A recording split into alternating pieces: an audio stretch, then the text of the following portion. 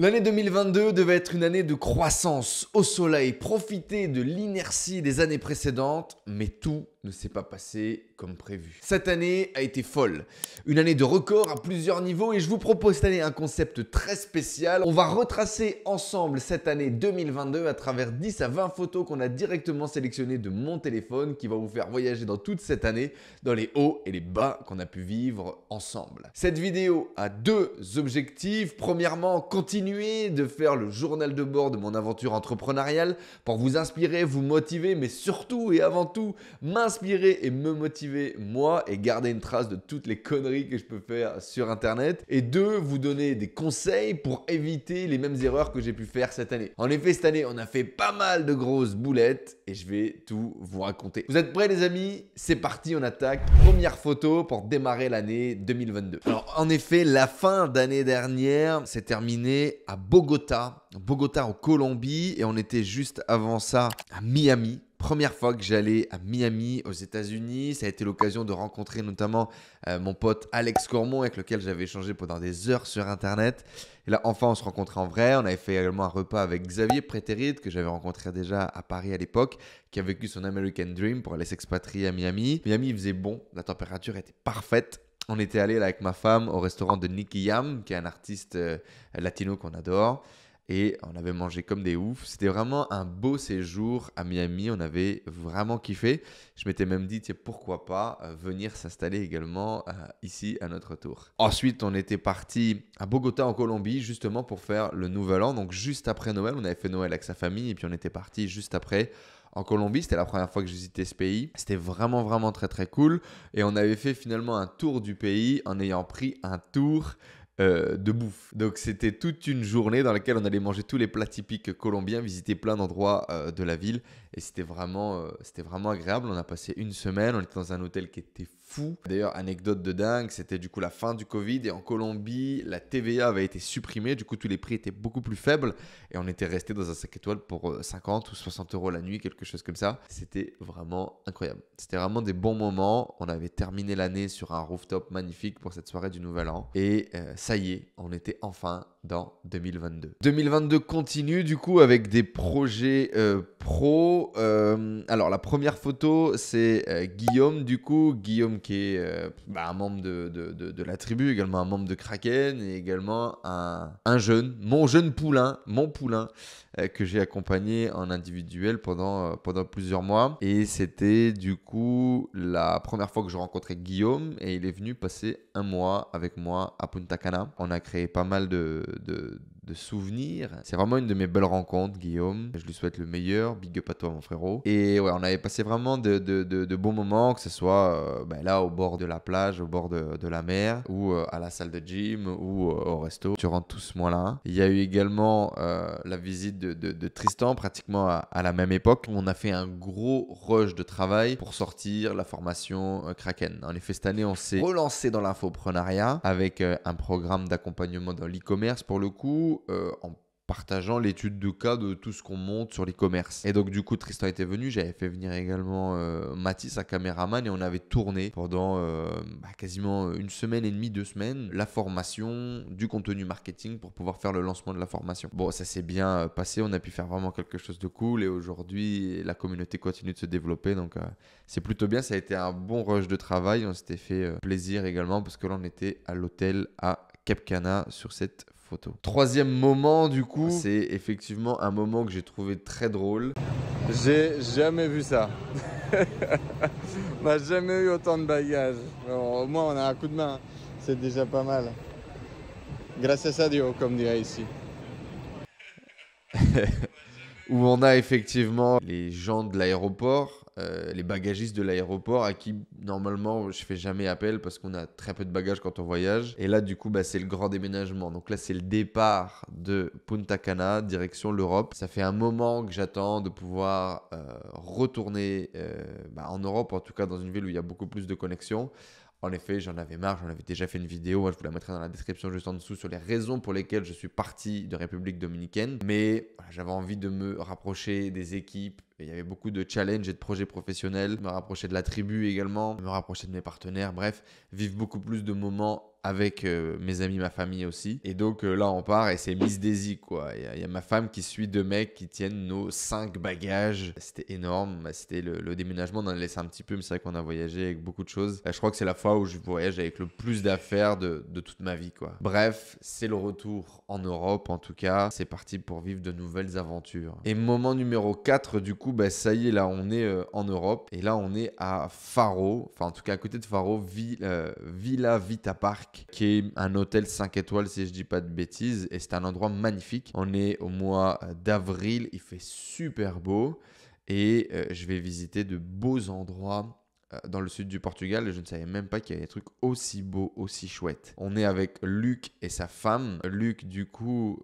qui est un ami et un associé de Bertrand, avec qui j'étais juste avant à Punta Cana où on trinquait le champagne avant de partir. Et c'est Sarah et Bertrand du coup qui m'ont mis en relation avec Luc. Et Luc qui est dans le sud du Portugal et qui m'a dit instantanément dès que tu arrives, viens. Et il va me partager un peu son expérience. Il devait également me conseiller sur comment structurer administrativement la société, etc. Ma situation personnelle. Et quel bonheur, de te sentir accueilli, de te sentir épaulé, aidé dans cette transition de vie. Et 2, de vivre des moments magnifiques comme on a pu le vivre là. Ça a été des beaux restos. Ça a été également de rencontrer des gens qui se sont réalisés, qui ont construit leur maison de rêve. C'était une belle inspiration, une belle rencontre. Je suis forcément obligé de penser également à toutes les autres rencontres que j'ai fait ici au Portugal. Beaucoup de moments passés avec Roman et Maxime de Ecom French Touch et de beaucoup de gens que j'ai rencontrés ici. Donc voilà, ça me fait penser à tout ça. 5e souvenir, extrait de mon téléphone. Du coup, on a ces 2 photos-là. Photo de Mastermind du coup à Lisbonne avec Jay Abraham, organisé par Hotmart. Cette année, du coup, on s'est engagé dans le mastermind de Jay Abraham et de Sébastien Knight, qui était du coup un mastermind dédié aux entrepreneurs qui font plus d'1 million d'euros de ventes par an, principalement avec des infopreneurs. Il y avait 2 e-commerçants, moi et Mathieu si je dis pas de bêtises. C'était un nouveau réseau de nouvelles personnes. Je gravite pas du tout dans l'univers de Sébastien habituellement, donc là c'était vraiment intéressant de découvrir de nouvelles personnes et de pouvoir échanger avec un des consultants les plus connus au monde, Jay Abraham, dit Papy. De belles rencontres, bien évidemment. Isabelle qu'on voit cette photo, Simon qui est pas sur cette photo. Et là, il y avait un événement du coup organisé par Hotmart auquel j'avais la possibilité de participer, notamment grâce au contact de Seb. Et donc, il y avait cet événement à Amsterdam, tout frais payé par Hotmart, hôtel et avion. C'est un bonheur. Un des rêves dans ma vie, c'est de pouvoir voyager et qu'on me paye les voyages. Vous voyez ce que je veux dire? Et donc, bien évidemment, j'ai saisi l'opportunité de revoir Olivier qui est juste ici et de rencontrer pas mal d'autres entrepreneurs qui étaient sur place. Comme Neige ou Loïc qui sont là. On a fait vraiment de belles rencontres, c'était des bons moments.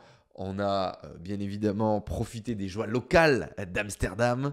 Et c'était vraiment cool. Mastermind, qu'est-ce que ça me donne? C'est s'entourer de gens, aller plus loin, pousser les limites. J'ai passé également du temps avec Alec. On est allé faire quelques séances de sport, etc. à Amsterdam. C'était vraiment un bon moment. Moment suivant maintenant, c'est le lancement du Panthéon Business Club et notre participation à cet événement. Là, c'est comme des espèces de rêves qui se réalisent. Ça fait des années que je suis Alex et PJ de Bodytime. Je suis vraiment fan de leur travail en tant que coach sportif, en tant qu'influenceur, et également en tant qu'entrepreneur, et également en tant qu'être humain. Je suis un vrai fanboy. Je suis beaucoup Alex notamment, la relation qu'il peut avoir avec sa femme, avec ses enfants et avec ses parents aussi, tu vois. Et il m'inspire vraiment beaucoup en tant qu'homme et en tant qu'entrepreneur. Il se dépasse toujours plus, ils vont chercher de nouveaux challenges, etc. Avec PJ, bref, je suis un vrai fanboy du truc. Et du coup, quand ils sortent le PBC, je le suis avec intention. Un jour, mon téléphone sonne et c'est Alex Villani de l'autre côté, quoi, tu vois. Je suis là en mode what the fuck, qu'est-ce qui se passe, tu vois. Et du coup ça va se passer. Il me propose de participer en tant qu'influenceur initialement pour faire de la pub, quoi. En gros ils ont pris énormément d'influenceurs pour pousser le lancement et donc il m'a trouvé en tant qu'influenceur business et il veut que je fasse de la promo pour leur programme. Je leur dis que je suis pas intéressé, par contre je serais super intéressé d'être intervenant dans leur programme et de partager mes connaissances sur l'e-commerce. Et donc c'est comme ça qu'on va devenir les formateurs e-commerce du PBC et qu'on va participer avec eux à cette aventure. Alors je vais faire un petit peu d'affiliation, mais c'est pas ça vraiment qui va être intéressant. Le plus intéressant, ça va être notamment les événements. Donc il y en a eu un à Paris pour le lancement et ensuite il y a eu la première grosse conférence à Toulon sur lesquelles on a été positionné en tant que speaker. Je pense grâce à tout le travail qu'on avait fait autour du lancement. Donc là, c'est un mélange de beaucoup de choses. La rencontre, bien évidemment, avec Oussama Ammar, que je suis depuis 2016 et qui m'a inspiré énormément avec tous ses contenus sur la startup. C'est un mec qui parlait startup, mais avec une vision très lean, très pirate.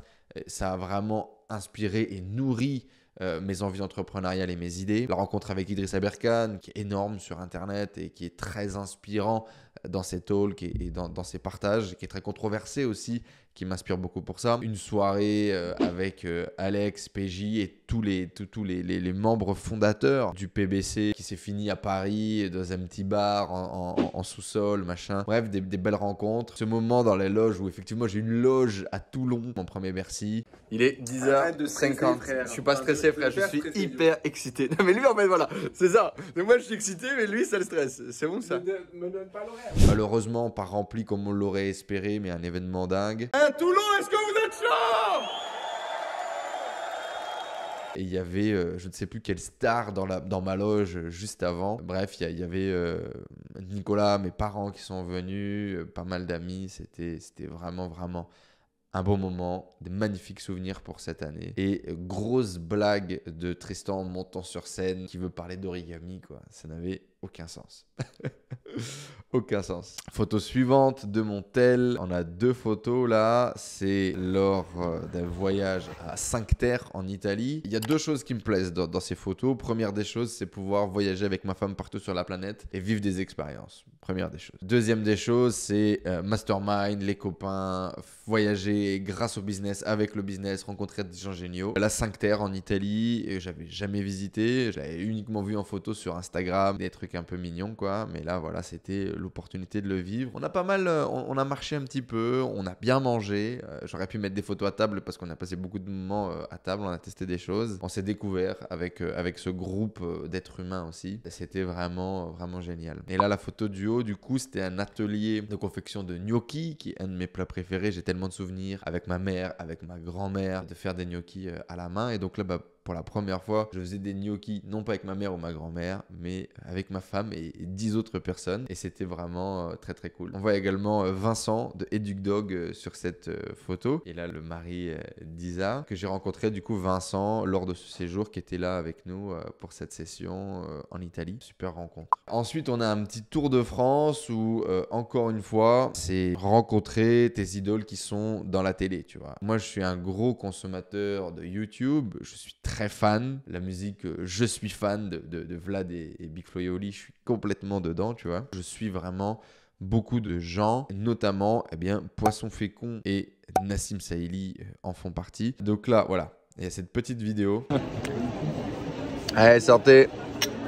Le 1er septembre à 22h05, une petite planche de charcuterie, une bouteille de vin rouge avec Poisson Fécond dans les rues, comme si on était amis de toute la vie. C'était vraiment une très belle soirée. Je visite les locaux du cul d'art qui sont complètement surréalistes, vraiment à l'image de Poisson Fécond, très créatif, vraiment dans un univers très spécifique. Des gens partout, beaucoup de gens qui bossent autour de Poisson Fécond, des projets, ça fourmille. C'est vraiment très inspirant. J'ai une conversation de une petite dizaine de minutes avec des gens qui sont là et notamment avec la responsable du bonheur. Je trouve ça vraiment dingue et je suis vraiment inspiré par le développement de son entreprise. Du coup, on va vivre ce moment où on va aller manger et discuter toute la soirée. Je sais pas, on a peut-être passé 5 heures en tête-à-tête à discuter de tout et de rien, de la vie et du beau temps. Et c'est vraiment quelqu'un d'inspirant. Ses projets, sa vision.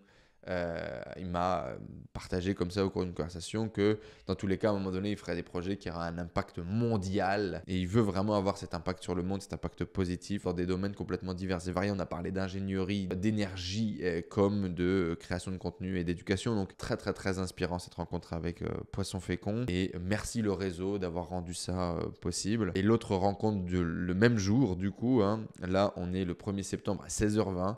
Je voulais faire une séance de sport avec Nassim Saïli. Bon, malheureusement, j'ai pas fait ma séance de sport, mais on a eu une super interview qui est arrivée sur YouTube. C'est dingue, c'est délirant. Encore une fois, là aussi, des superbes locaux. Le mec qui est passionné de sport, il se crée sa salle de sport, il développe une entreprise qui lui permet de s'offrir cette salle incroyable et qui est faite pour lui avec toutes les machines de ses rêves, avec tous ses kiffs, son petit environnement avec ses appareils photo, avec tout ce qui l'inspire.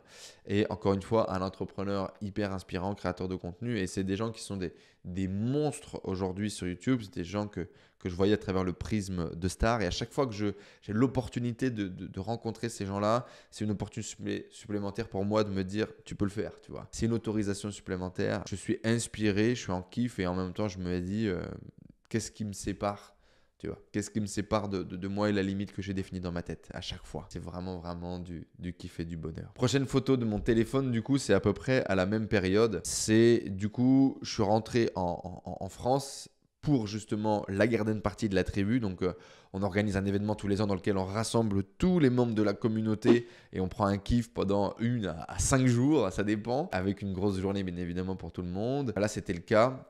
C'est la plus grosse garden party qu'on a jamais organisée dans une espèce de château dans le sud de la France. C'était vraiment un kiff. Merci à Alicia et Steph qui m'avaient beaucoup aidé à l'organisation encore cette année. Du coup, pour ça, j'en profite toujours pour prendre plus de temps. Et je fais un tour de France où je vais me balader un peu et rencontrer beaucoup de gens. Et c'est notamment sur cette tournée-là que j'étais passé à Lyon, rencontrer Nassim et Poisson Fécond. Et donc là, du coup, on a cette photo magnifique de la garden party dans laquelle on a eu plus de 50 personnes, je crois, qui sont passées, avec des guests, avec des membres de la tribu, avec des amis, des partenaires. Bref, cette tribu, comment vous dire à quel point elle est importante pour moi et dans ma vie. C'est la consécration finalement de tout ce que l'on fait sur Internet depuis le début. C'est la réalisation concrète d'avoir des followers. Ça veut pas dire grand chose, tu vois. Tu fais 1000 vues sur une vidéo, tu te dis c'est de la merde. Tu fais 70 personnes, 50 personnes en vrai dans une maison en train de faire la fête. C'est incroyable. Ce sentiment d'appartenance, ce sentiment d'être aimé, de partager de l'amour, de partager les mêmes visions, les mêmes valeurs, de partager des projets.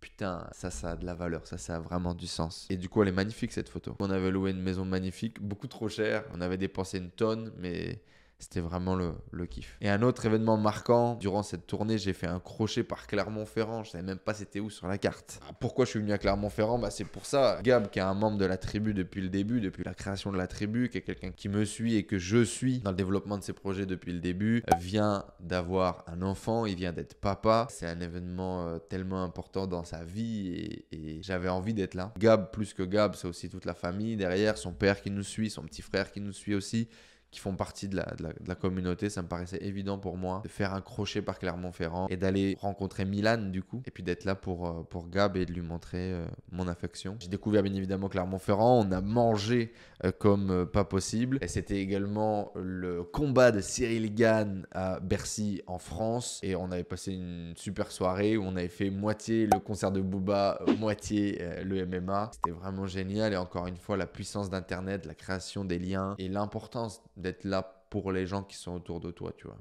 Créer du lien de qualité. C'est à ça que ça me fait penser. Qu'est-ce qu'on a maintenant? Là, on a fait un vrai saut dans le temps. Il y a tellement d'autres choses que j'aurais pu vous raconter, vous partager, mais malheureusement, il a fallu choisir 10 moments, même si j'ai triché un peu, parfois j'ai mis 2 photos. Là, on est à Paris. Allez, on va commencer par la vidéo parce qu'elle est quand même très drôle. Maman! Sur la vidéo, on voit quoi? On est au Pachamama, on est en bas dans le carré VIP, il y a énormément de monde. Et on est le 10 décembre à minuit 50 et je trinque avec Tristan où on est complètement en mode pump up. On commence certainement à être un peu gazé d'ailleurs. On a dépensé vraiment beaucoup d'argent, mais c'est la clôture de notre soirée employée pour cette année 2022. On avait une dizaine de nos salariés partenaires avec nous pour pouvoir célébrer du coup cette fin d'année. On avait fait toute une journée, c'était pas, j'allais dire escape game, mais non, c'était les VR, un jeu en VR, puis non, restaurant le midi, jeu en VR l'après-midi, restaurant le soir, puis boîte de nuit au Pachamama. Voir qu'il y a une vraie entreprise avec des vraies équipes, l'impact que tu peux avoir sur les gens. Je sais que Tristan est très stimulé par ça au quotidien, et moi un peu moins. Je veux pas forcément vivre cette aventure de bureau, mais quand tu le prends comme ça, par petites bouchées, ça a vraiment beaucoup de saveur. Rencontrer les gens, pouvoir discuter avec eux, passer un bon moment, faire kiffer les gens, c'était vraiment top. Et puis ce sentiment d'ascension, de kiff, d'être au bon endroit au bon moment. Et je me souviens que durant la soirée au Pachamama, à un moment donné, j'ai ce délire de dire, voilà, toujours plus grand, tu vois, toujours plus grand, toujours plus gros. Dream bigger, putain, il faut qu'on fasse plus gros encore en 2023 et kiffer encore plus. C'est ça que symbolise pour moi cette vidéo. La photo, c'est le lendemain du coup, donc on profitait du fait que je suis revenu pour organiser, eh bien, là, pas avec les salariés, mais avec nos amis, nos partenaires, nos proches, bref, les gens qui étaient dispo à Paris à ce moment-là. Et donc, on a organisé un petit networking apéro private dans lequel on a invité tous nos amis. On avait pris un traiteur, on avait bloqué du coup le coworking là où on a les bureaux pour qu'on puisse organiser la soirée. Et donc, il y a des gens avec lesquels j'ai commencé en 2016. Il y a des gens qui se sont greffés sur le chemin. Il y a des gens que j'aime beaucoup, que j'apprécie, des gens avec lesquels on doit encore développer et faire des projets, des gens avec lesquels j'ai vécu des expériences humaines.